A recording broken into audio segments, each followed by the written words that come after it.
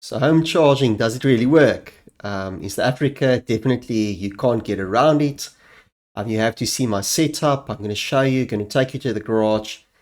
Hit the like, hit the subscribe button, leave a lot of comments, and tell me also what you're up to in your EV world.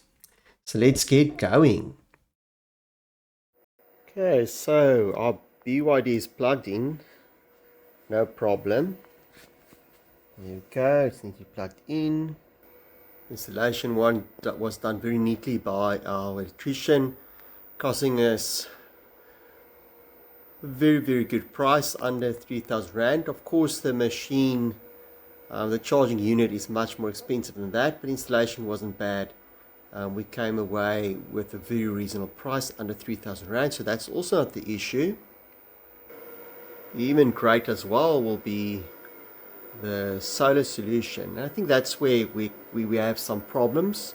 We've got 14 panels on the roof of about 500 watt each, so you can do your own maths, but typically we get 5 to 6 kilowatt per hour, and that's sort of where the numbers, we're struggling with the numbers. Also the batteries, it's about 10 kilowatt for the 2 packs.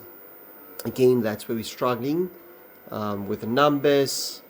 And if we look here a little bit closer, you can also see it's drawing really hard on the system. So from the roof, 5 kilowatt, that's great. It's actually really great.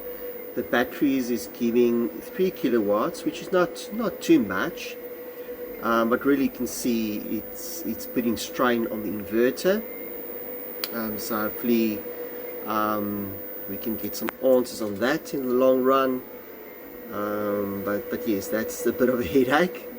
Also then, of course, the 3 kilowatts on the batteries will, in what will be about 3 hours, completely deplete the battery. So if we don't have the solar at the top, the battery is just not sufficient. So definitely wouldn't mind an upgrade. Probably need 1 or 2 more battery packs, but that's expensive. And then probably, if you foresee that you're going to do this type of setup, you cannot be less than an 8 kilowatt inverter, probably rather even a 12 kilowatt. And of course, please make sure you've got proper people doing installation. Just going to have a quick look at the car. Inside the vehicle, we still want to run for another hour.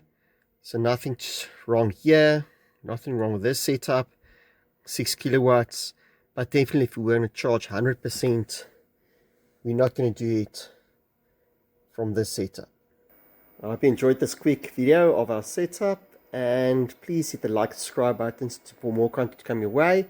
So the reality is you can do the maths with something like a 50 kilowatt battery, or let's say 60 kilowatt battery. It's going to take 10 hours to charge, and that's simply not going to work to charge for 10 hours straight on our inverter, or most inverters for that matter.